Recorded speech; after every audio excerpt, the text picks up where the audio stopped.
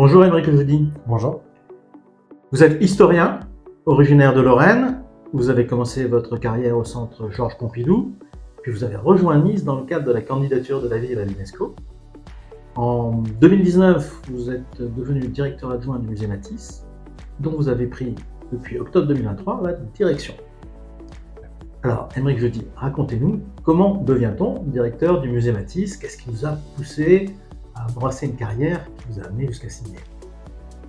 Alors, pour des raisons universitaires d'abord, je me suis intéressé à l'histoire de l'art du XXe siècle, à Matisse, et pour une rencontre avec Nice en particulier, puisque je suis effectivement arrivé pour m'occuper de la candidature de la ville à l'UNESCO, aux côtés de Jean-Jacques Ayagon, et la personnalité de Matisse en tant qu'artiste phare en fait, du XXe siècle, et qui avait choisi de s'installer à Nice, d'y créer et d'y résider pendant très longtemps, était au cœur de la candidature, et c'est comme ça que j'ai mené plusieurs projets de recherche autour de Matisse, de sa diffusion, de la diffusion de son œuvre dans le monde, et que je suis arrivé peu à peu au musée Matisse en 2019.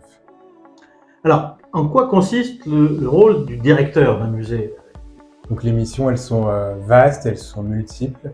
La première mission, c'est de veiller à la conservation d'une collection qui compte près d'1 millier d'œuvres, peintures, dessins, gouaches découpées, photographies, documents d'archives. C'est une collection qui est importante, c'est une collection qui est importante dans le paysage matissien dans le monde. Et c'est une des premières missions du directeur du musée que de la conserver.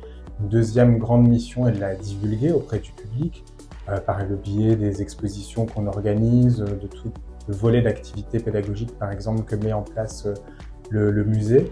On a une mission d'animation globale de l'institution, par des cercles de conférences, l'organisation de rencontres de chercheurs. Il y a toute une mission et un volet scientifique qui est très important, celui de faire connaître l'œuvre d'Henri Matisse, mais aussi de l'étudier avec un certain nombre de partenaires dans le monde, et ils sont nombreux. On a un volet international qui est assez important avec des institutions étrangères, américaines, européennes par exemple, qui traitent du cas de l'œuvre de Matisse. Et donc la mission du directeur du musée Matisse est de piloter aussi bien cette orientation stratégique, scientifique, que l'animation au quotidien de la vie du musée et la vie quotidienne du musée, son implication aussi bien à l'échelle du quartier qu'à l'échelle de la ville et qu'à l'échelle des médias, par exemple, nationaux ou internationaux.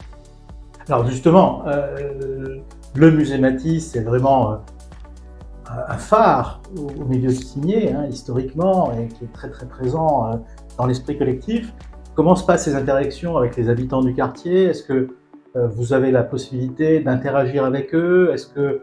Comment est-ce que vous faites la promotion, entre guillemets, du musée en termes de proximité, en termes de vie du quartier?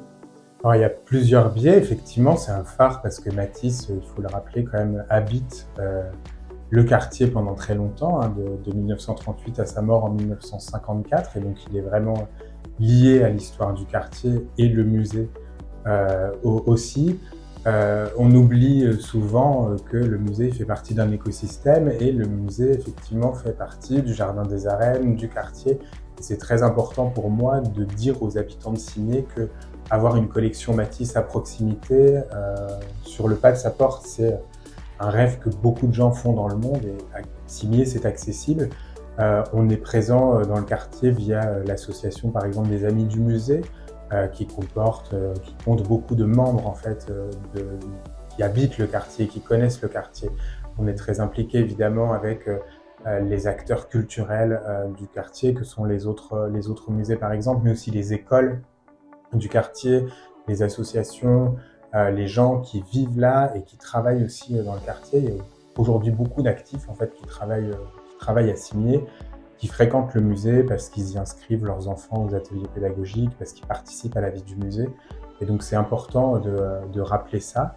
Le musée a la chance d'être au cœur aussi d'un jardin qui est un jardin très populaire en fait, où les gens viennent s'amuser, jouer, pique-niquer. Et donc c'est important pour un musée d'agir avec cet écosystème-là, de participer aux réflexions qui sont menées d'ailleurs à l'échelle de la ville sur le quartier, sur ce qu'il va se passer dans le quartier dans les années à venir. Et on est toujours heureux d'accueillir aussi les habitants du quartier. Il faut rappeler que les habitants du quartier, comme l'ensemble des habitants de la métropole, ont la gratuité pour venir au musée. Donc ils peuvent passer la porte pour 5 minutes, 10 minutes, un quart d'heure s'ils veulent, même quotidiennement, c'est possible. Alors justement, quelles sont l'actualité du musée, les prochains événements?